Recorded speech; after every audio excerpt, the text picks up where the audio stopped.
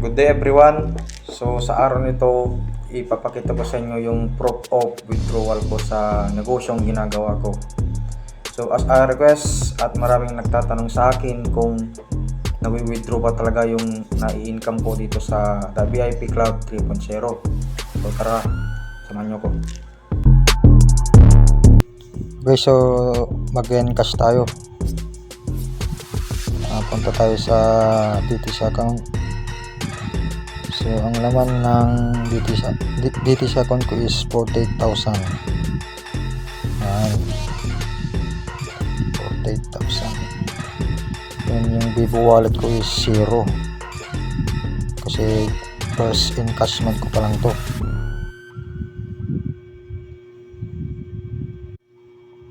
So let's proceed to encashment. Ngayon,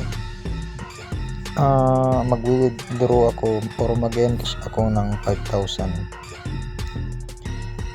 lang muna for withdrawal purposes. So lagyan natin 5,000, then piliin natin yung Vivo Super App dahil doon pupunta yung withdraw natin or in-encash natin. So check the details. Okay na, so proceed na natin. Yan, may nag-notify na one time pin. Tignan natin, so nandun na. Tignan natin yung OTP natin.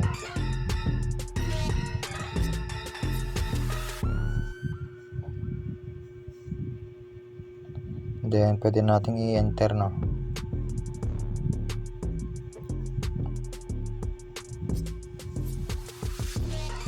So successful siya yung encashment natin, and nandito yung encashment history. So kung mapapansin natin is 4,420 na lang.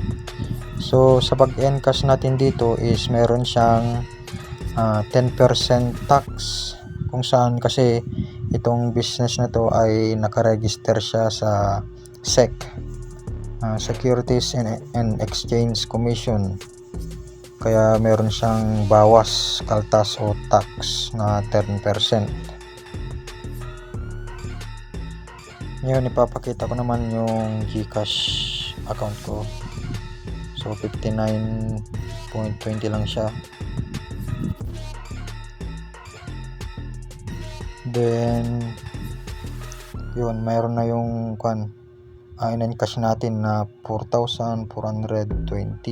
Ngayon i-transfer naman natin sa GCash. And then piliin natin yung GCash. Yan, i-fill up na lang natin yung mga kailangan i-fill up. So 4,300 lang ating i-transfer.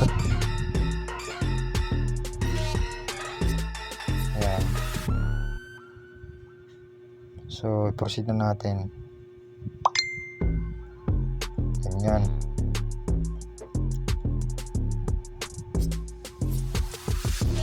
So meron siyang OTP na naman. Generate OTP. So proceed.